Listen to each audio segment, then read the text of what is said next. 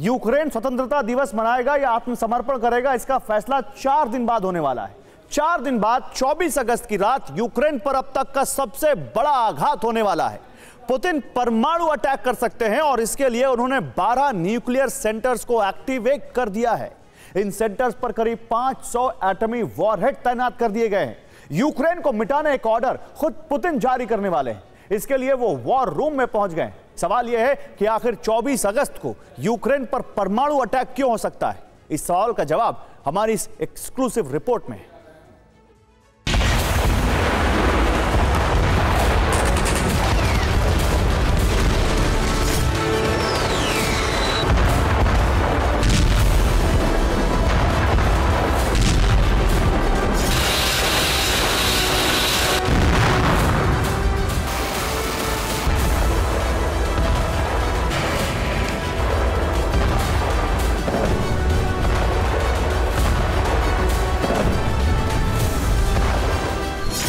चौबीस अगस्त 2023 ये वो तारीख है जिस दिन यूक्रेन का वजूद मिट सकता है।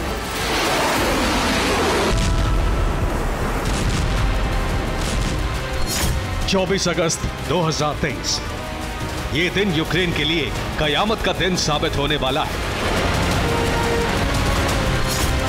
24 अगस्त 2023 इसी तारीख को यूक्रेन अपना स्वतंत्रता दिवस मनाने जा रहा है, लेकिन इस दिन पुतिन की सेना जो कुछ करने वाली है उससे यूक्रेन सरेंडर को विवश हो जाएगा।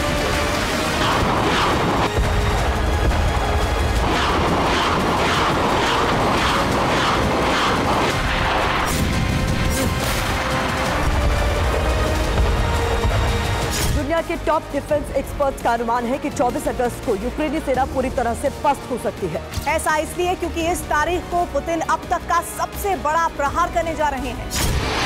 डर इस बात का है कि पुतिन एटमी हमला कर यूक्रेन का सर्वनाश कर सकते हैं। एक हफ्ते के अंदर पुतिन और उनकी सेना की गतिविधियां महाविनाश की तरफ इशारा कर रही हैं। रूस के राष्ट्रपति व्लादिमीर पुतिन अचानक रोस्टोव के मिलिट्री बेस पहुंचे।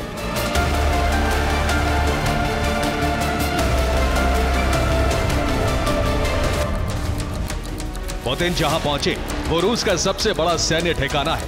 यहां न सिर्फ बड़ी तादाद में सैनिक हैं, बल्कि भारी संख्या में घातक हथियार तैनात हैं। यहां पर रूस के परमाणु बमों का बड़ा जखीरा भी मौजूद है। यहां पुतिन ने सेना के तमाम बड़े अफसरों के साथ मीटिंग भी की। माना जा रहा है कि पुतिन ने अपने वॉर कमांडर्स को भीषण प्रहार का आदेश दे दिया। पुतिन के इस आदेश के बाद रूसी सेना 24 अगस्त के दिन यूक्रेन को पूरी तरह से ध्वस्त कर सकती है। पुतिन के इस बैठक के साथ ही यूक्रेन के पास मौजूद रूस के सभी मिलिट्री बेस पर हलचल तेज हो गई है। 24 अगस्त को यूक्रेन पर अब तक के सबसे बड़े हमले की तैयारी है।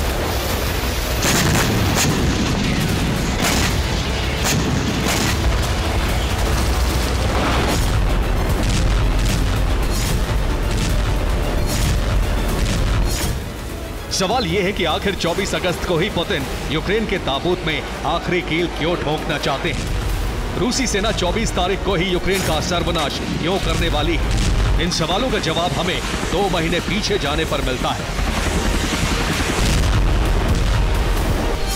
12 जून 2023 इसी तारीख को रूस अपना स्वतंत्रता दिवस मना रहा था। इसी दिन यूक्रेनी सेना ने मॉस्को समेत रूस के कई इलाकों को दहलाने की कोशिश की थी। रूसी सेना ने इसका विध्वंसक बदला लिया था, लेकिन पुतिन के दिमाग में कुछ और चल रहा था। पुतिन ने 12 जून को ही तय कर लिया था 24 अगस्त को जब यूक्रेन अपनी आजादी का जश्न मना रहा होगा, तब उसे अब तक का सबसे बड़ा जख्म दिया जाएगा। और अब वो वक्त आ गया है। 24 अगस्त आने वाला है। पुतिन का महाविध्वंस शुरू होने वाला है।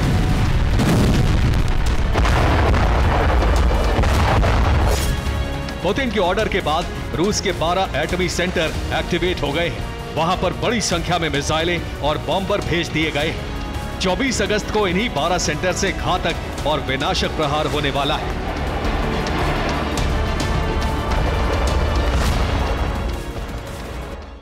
तो पुतिन के आदेश के बाद एक साथ 12 एटमी सेंटर एक्टिवेट हो गए।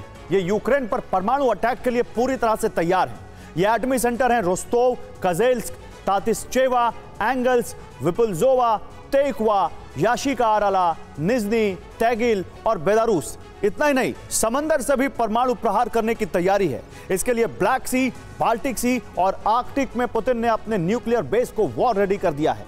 इन्हीं 12 फ्रंट से एक साथ एटमी विध्वंस करने का डेंजर प्लान है। रूसी सेना ने 12 एटमी सेंटर पर करीब 500 मिसाइलें पहुंचा दी हैं। 1 दर्जन एटमी सेंटर पर 231 इंटर कॉन्टिनेंटल बैलिस्टिक मिसाइलें, 175 सबमरीन से दागी जाने वाली बैलिस्टिक मिसाइलें और 81 घातक बॉम्बर भेज दिए गए हैं। यानी करीब 500 घातक हथियारों से हमला करने की प्लानिंग है। पुतिन के इस एटमी विध्वंस से यूक्रेन 24 अगस्त को सरेंडर कर सकता है। जनरल बख्शी हमारे साथ हैं। जनरल बख्शी, इतना बड़ा, क्योंकि एज अ मिलिट्री स्ट्रैटेजिस्ट आप ज्यादा अच्छा से इसको एक्सप्लेन कर सकते हैं, इतना बड़ा डिप्लॉयमेंट और चारों तरफ से इस तरह की तैयारी, ये पुतिन के दिमाग में चल क्या रहा है सर, क्या आपको लगता है? देखिए साहब, मैं बहुत पहले से कह रहा हूं और अब मैं जब लंदन से लोगों से मेरी डिस्कशंस हुई हैं, जो प्रोफेशनल तबके कह रहे हैं ये वॉर डिसाइसिव फेज पे है। इस महीने के आखिर तक इसका बड़े तौर पे पैमाने पर इसका फैसला हो जाएगा। और जो हमने देखा है, यूक्रेन का जो काउंटर ऑफेंसिव है पूर्ण रूप से फेल हो गया है। वो लेपर्ड टैंक, चैलेंजर टैंक जो भी लेके आए थे, रूस ने उसका तोड़ ढूंढ लिया। उनकी फ्रंट लाइन में स्पेतनाज फाइटर उन्होंने लगा दिए और उनके जो कमाव, होकम और जो उनके Mi-24 हाइंड हेलीकॉप्टर्स हैं, उनके पास नए मिसाइल जिनकी 8 से 10 किलोमीटर रेंज है, जो कि एयर डिफेंस की मार के बाहर, उन्होंने तबाही कर दी है जर्मन टैंकों की, लेपर्ड टैंकों की, बाकी चैलेंजर टैंकों की, ब्रैडली आर्मर्ड व्हीकल्स की। हमले फेल हो गए हैं। यूक्रेन को अपने हमले रोकने पड़े, फिर अमेरिका के दबाव में फिर किया और फिर उनको और नुकसान हुआ है। तो अभी तक रूस वेट कर रहा था कि यूक्रेन पूरी ताकत लगा दे, फिर हम पलटवार करें। ठीक है सर।